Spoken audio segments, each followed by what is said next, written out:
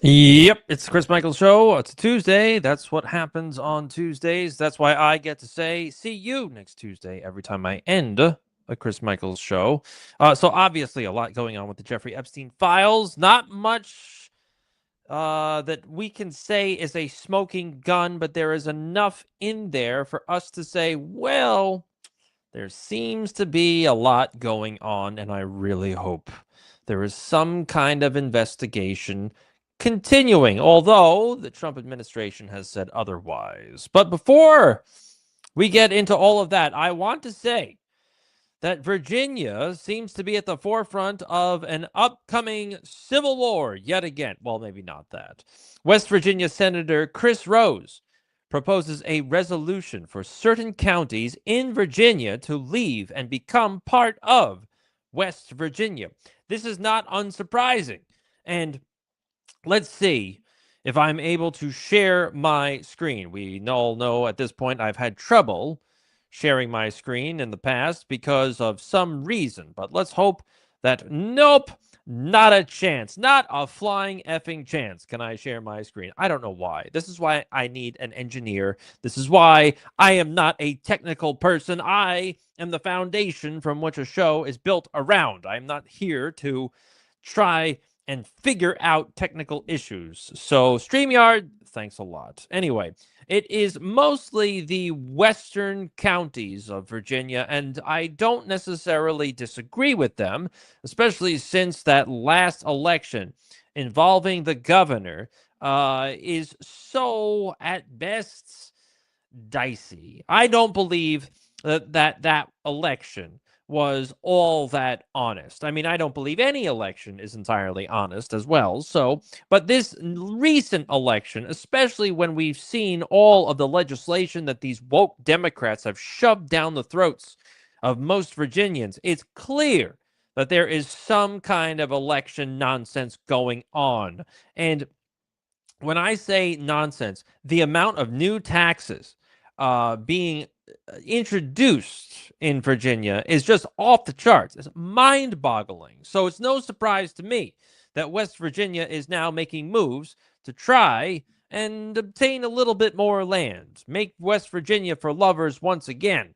So we'll see what happens over the next couple of months. Interesting that it is also following in the footsteps of what happened out west, where we saw a few counties over in Washington state, I believe, trying to make it over into Idaho. There was a whole separatist movement, if you will, going on. And then the same thing we've seen in Alberta, Canada, where there seems to be a movement over there too to become part of the United States, or at least in certain areas of Alberta, Canada.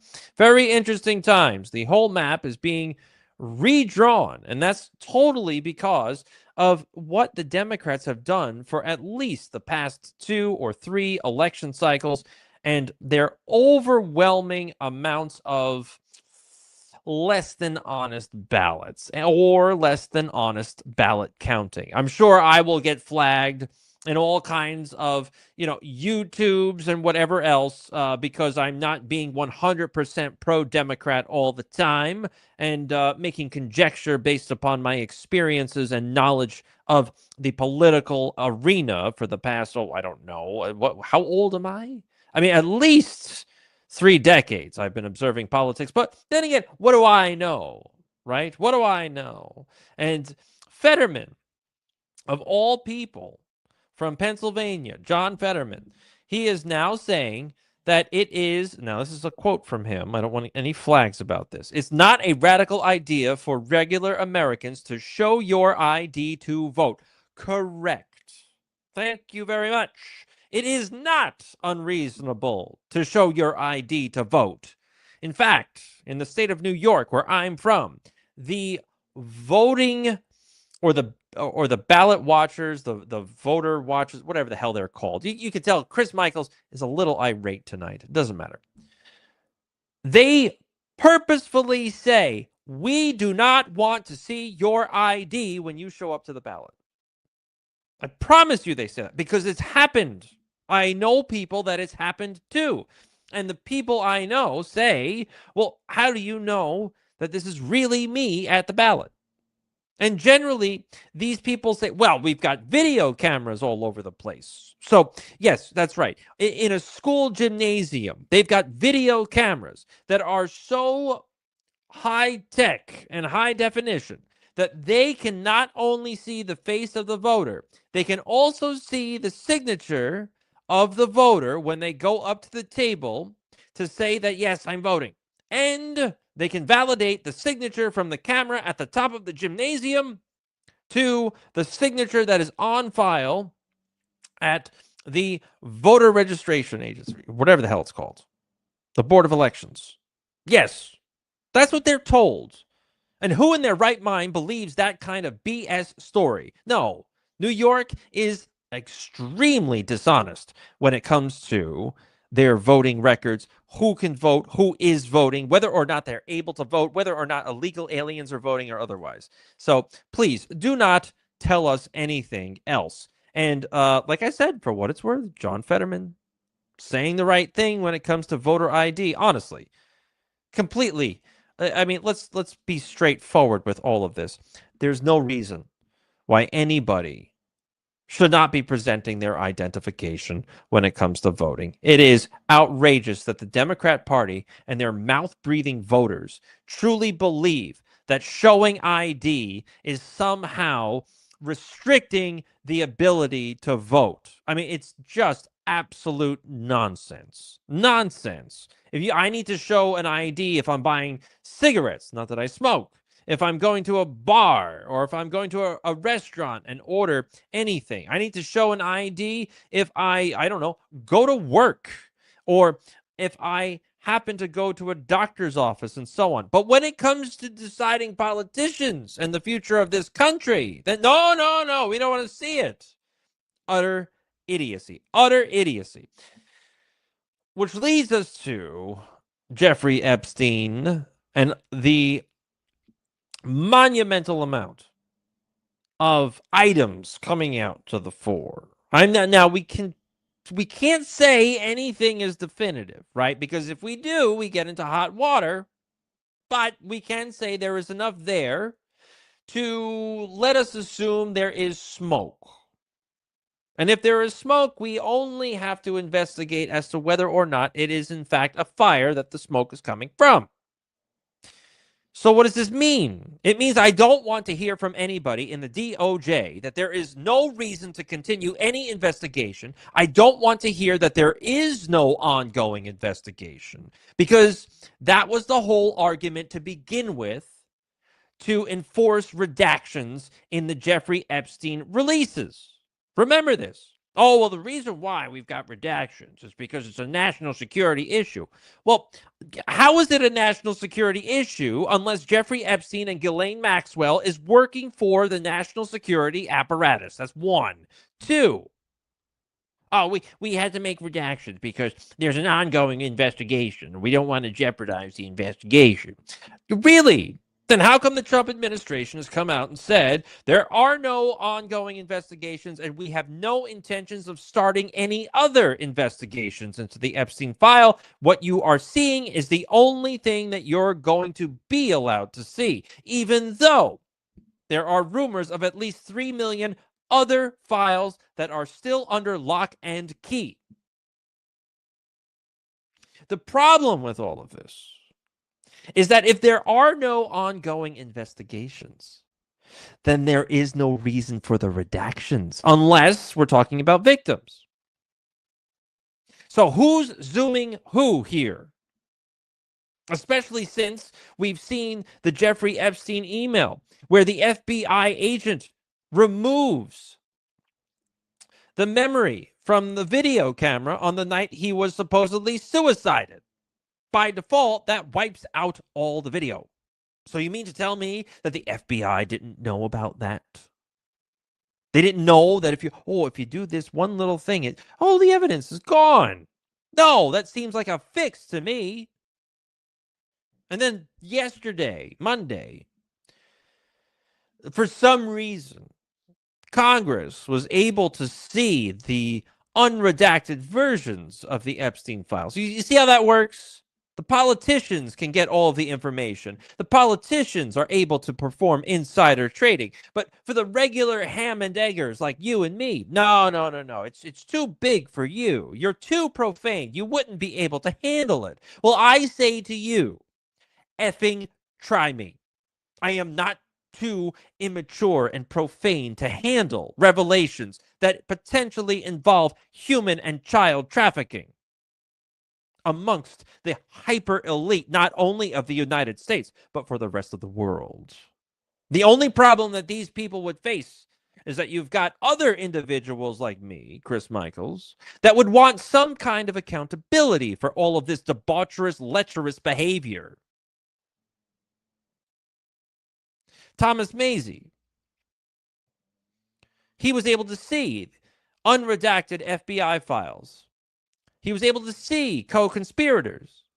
He was able to unredact a file that lists several men who may be implicated. And also, there was tacit admission that Sultan Ahmed bin Salayem was the sender of a torture video. That's right. By default, you also have to assume that that torture video has good chances of actually being a snuff film. But there's no reason for an investigation. No, no, no. It's open and shut. What you're seeing is all you need to see, and there is no evidence to continue or open up new investigations. Thomas Mazie continued over on X. This is significant because Cash Patel, Keystone Cash, testified, and by the way, look into his girlfriend, testified to Congress that FBI had no evidence of other sex traffickers. Oh, yes, of course not. This is the FBI's own 2019 document listing Les Wexner as a co-conspirator in child sex trafficking. It was not unredacted until tonight. That's Thomas Mazie. I read what he wrote on X. Now, who's Les Wexner, you might ask?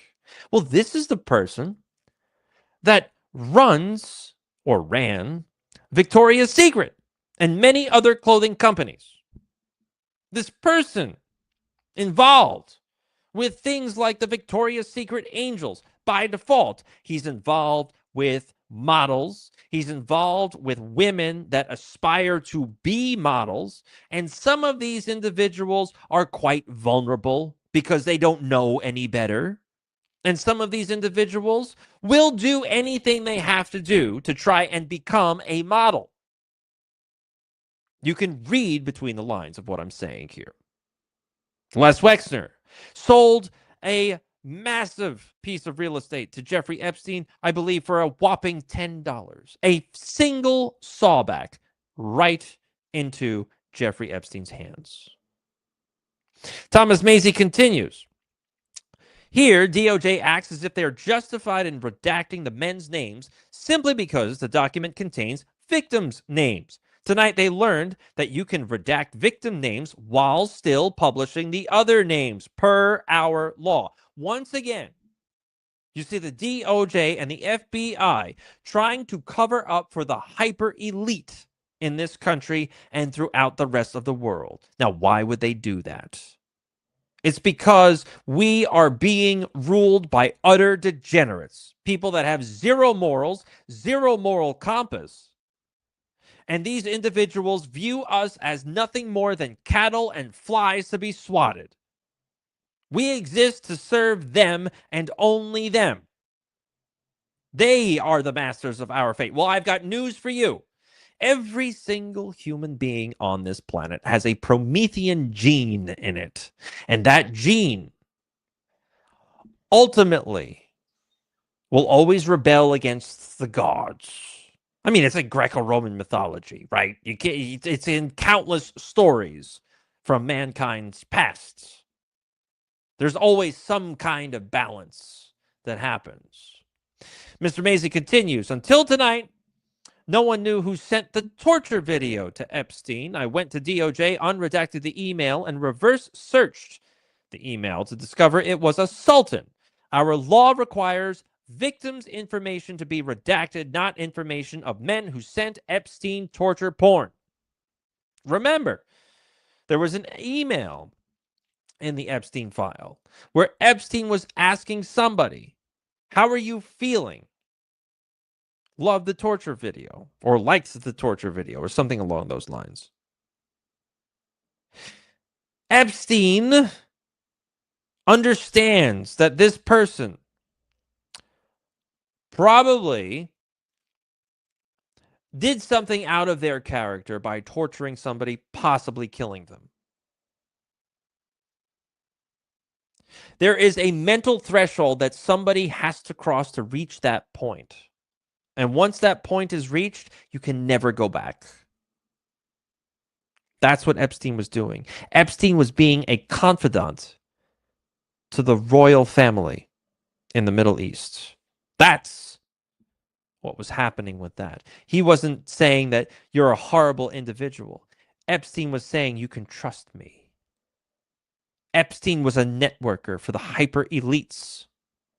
Epstein wanted to make sure he was able to make a lot of money by keeping secrets and allowing these lecherous ghouls to act like they wanted to act for a very long time. Then we've got this. On December 6th of 2018, FBI NY initiated a child sex trafficking case from SDNY. Now, what's this about? There's something odd here. Little St. James Epstein LLC orders 6 55-gallon drums of sulfuric acid with fuel and insurance charge for transport. Why would you order sulfuric acid on the same day, by the way, that they open a case into child sex trafficking? The serendipity is off the charts in this case. Now, we don't know why, but there's something there. And oddly enough,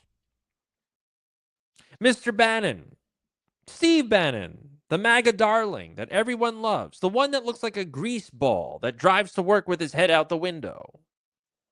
Mr. Bannon, he got into some legal trouble years ago, and there were people claiming that his pools were filled with acid.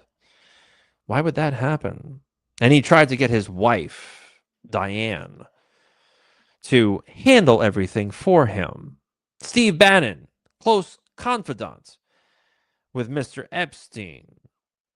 So maybe Donald Trump was right by not trusting Mr. Bannon as much as the MAGA public would like him to be trusted, because the MAGA public didn't know exactly the relationship between Epstein and Mr. Bannon.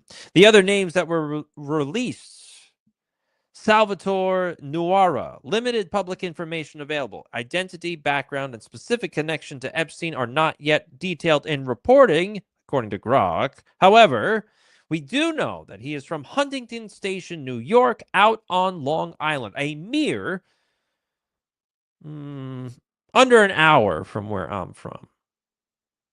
I wonder if I'll bump into him on the streets of Huntington sometime. Zarab Mikeladze, I can't pronounce that last name. Mikeladze. Limited public information. Don't know much about him. Leonid Leonov. Identity and background and connection to Epstein not yet detailed in the reporting. However, could potentially be involved with trafficking. Nicola Caputo, member of the European Parliament from 2014 to 2019, regional administration in Campania. Sultan Ahmed bin Salyun, whatever his name is, chairman and CEO of DP World, is also responsible for ports and logistics operating in over 80 countries and is also tied to at least 10% of all global logistics. And finally, Leslie Wexner, L Brands, Victoria's Secret, Bath and Body Works, Abercrombie and Fitch, and so on. But Sultan bin Salyem, if he's responsible for 10% of global logistics across the world. That includes air cargo, sea cargo, and all the rest. You mean to tell me that when they find an email that says something about torture videos, he's not a person of interest? There's no reason to investigate. There's no ongoing investigation. If the man is responsible for 10% of all transportation across the planet, then it could very well be that this individual is also involved with some other kind of trafficking. Nothing to see here, though. Don't look this direction. Do you see how asinine the Trump administration is being? And it's because the Trump administration is completely beholden to foreign interests. And those foreign interests are completely aligned with Jeffrey Epstein's interests. Food for thought. Howard Lutnick's sister, Edie Lutnick. Howard Lutnick mentioned a lot in the Epstein Files. Is a founding member of the Terramar Project. Oh, the Terramar. Where have we heard this from? Well, it's what Ghislaine Maxwell was trying to put together. Ghislaine Maxwell, with the Terramar Project, she was trying to create a transnational group of citizens. Citizens of the global commons. Do you know what that is? Waterways, space, the internet, lakes, even the atmosphere. So if you're a citizen of the global commons, that means that you do not have to pay attention to any national law because you're a citizen of resources that cannot be touched, cannot be claimed by any nation. What they were trying to do was to skirt the law, to continue their illegal activities, whatever they may be, because there's no ongoing investigation to determine whether or not that any illegal activities took place in the first place. But don't tell me the Trump administration isn't involved or isn't beholden to any of the Epstein revelations. Then we have this. Chef Francis Derby. Now, Mr. Derby was the chef at large at a restaurant called The Cannibal. The Cannibal had, I believe, locations in New York City and California. So he was a meat extraordinaire. Burgers, steaks, pork chops, you name it, he cooked it. Mr. Francis Derby is mentioned many, many times in the Epstein Files. How do I know this? Because I looked it up myself. Mr. Francis Derby is a Long Island native, also not too far from where Chris Michaels is broadcasting to you right now.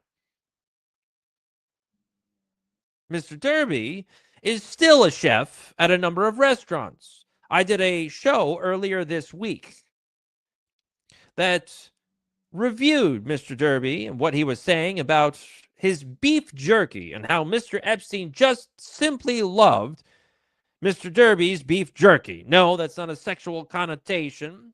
Supposedly, throughout all of these emails, Mr. Derby was making pounds upon pounds of beef jerky with lemongrass and soy sauce and garlic for Mr. Epstein. And then all of Mr. Epstein's network and compatriots, they just simply fell in love with Mr. Derby's beef jerky because they were saying the same thing. Oh my God, I just love the beef jerky. Where do I get more of it?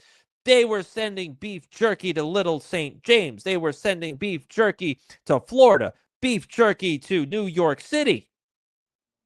Everybody was just in love with this beef jerky. In the freezer, pounds upon pounds of beef jerky. Well, while I was doing that show on Chef Francis Derby, I was able to view his website. And later that day, I wasn't.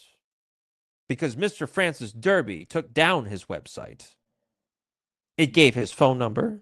It gave his bio. It gave his interests. It gave his email address. It also gave where he is based out of, which is Bellport, New York. A very, very rich town, by the way, despite all connotations of it.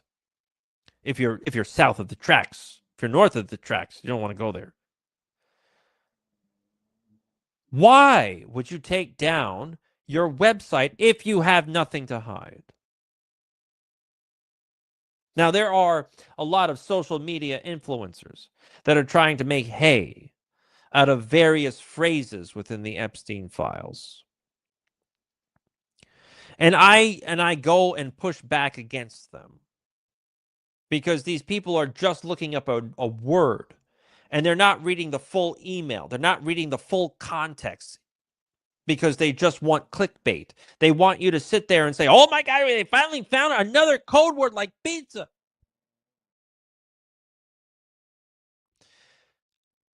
I don't know what the obsession with beef jerky really is, but I lean in the direction that beef jerky means something else because I've never heard of anybody eating pounds upon pounds of beef jerky and still be able to have their morning constitution without any kind of difficulty. I mean, if you're eating the amount of beef jerky that is supposed to be happening in the Epstein files, then you are not passing anything for a week. When you do, it will be a cinder block wrapped in sandpaper that you will be grunting, groaning, and popping capillaries to pass in the morning. You will crack the porcelain of your toilet. This is why I don't think beef jerky is really beef jerky. However, we don't know. And I'm not claiming to know. All I'm saying is that I believe the code word beef jerky means something else. I could read you emails back and forth, but it's just dry toast. Okay, so I'll read you one. Just wanted to touch base about jerky, says Francis Derby to anonymous receivers. Going to start eating. Jeffrey Epstein said he was going to start eating regular food again, so he might be eating less jerky. That said, he has 6 bags of it in the downstairs freezer. I believe it should be enough to get him through. Any other questions, please let me know.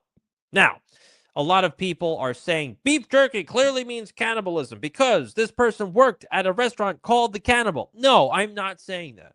I'm saying it means something other than just beef jerky. But I'm not claiming I know what it is because I can easily see this being some kind of drug. But people, the clickbait crowd, the one that doesn't, the ones that don't think, they're the ones that would like to push this idea that yes, clearly, there is this is the smoking gun. I'm not buying the smoking gun because there is no smoking gun. Do you know why? Because the government wouldn't release a smoking gun in these documents. This is all red meat. The smoking guns are still redacted. So anybody that tells you that, oh, yes, this is it, we finally got it, and why aren't there any arrests? That's not the right question. The right question is, when are we going to see the supposed other 3 million documents that are still behind lock and key? When are we going to get unredacted documents? Since the argument for the redactions was that there were ongoing investigations, but the Trump administration says there are no ongoing investigations, nor will there be any new investigations. So what the hell are you hiding other than victims' names? That's the whole problem. We're not being honest with one another. And if we were honest with one another, I can promise you that the midterm elections will go a completely different way than the Trump administration wants it to go. Because what we've seen in the Epstein files completely transcends politics. It's not left, right. It's not black and white. It is simply being a human. It is following the law. It is respecting the idea of being able to exist without needing to interact with these old ghouls that take advantage of women and do horrible things to them. But this also has to do with the Trump administration being completely beholden to a foreign country, and that foreign country is bankrolling this administration. That foreign country is the one that has also said, well, if Trump ever gets out of line, we'll start to see more and more Epstein documents come out. What did Trump do right before the Epstein file release? I'll tell you what he didn't do. He didn't bomb Iran. That was the problem. This is what we're facing. And the mainstream media is desperately trying to hide this fact. They're trying to say, Epstein, clearly he's a Russian agent. He was working with Putin. Why do we say this? Because there are Russian hookers involved. Well, when aren't there Russian hookers involved? I mean, come on. Let's be honest with one another. Just ask Turkey and its rising AIDS epidemic. Ask them about that. No. The real issue here is that Epstein could be tied to said foreign country, even though I didn't say it, the foreign country. And this is a detriment to the midterm elections. It's a detriment to Donald Trump because this foreign country is bankrolling the whole GD thing. It's time for America to hold these people accountable. And it doesn't matter where you come from. It doesn't matter where you're going. It doesn't matter if you're a Democrat, Republican, right for life, conservative, Green Party. It doesn't matter. It doesn't matter if you are a musician, if you're a politician. It doesn't matter if you are in entertainment or business running Victoria's Secret. You need justice, or we need justice. You need accountability. And that's not what we're getting. That's going to be it for me. It's the Chris Michaels Show. I'll be back as always. You can find me elsewhere. The Chris Michaels Show on Spotify is where usually all of the action occurs, but I'm also on Odyssey. I'm also on, what else? Rumble, YouTube. But all these places have utterly shadow banned me. If you try to listen to me on Apple Podcasts, Apple has unsubscribed people from my podcast, from my live streams, and have replaced me with things like Oprah. Yes, I got that one. How do you like that? How many people can say they've been unsubscribed from Chris Michaels and have been subscribed to Oprah, of all people? So you really have to do some digging to find me. Anyway, I'm Chris Michaels. This is the Chris Michaels Show. And as always, I do a couple of more shows per week. Find me everywhere you go. Like and also share. That's it for me. It's the Chris Michaels Show, and I will see you next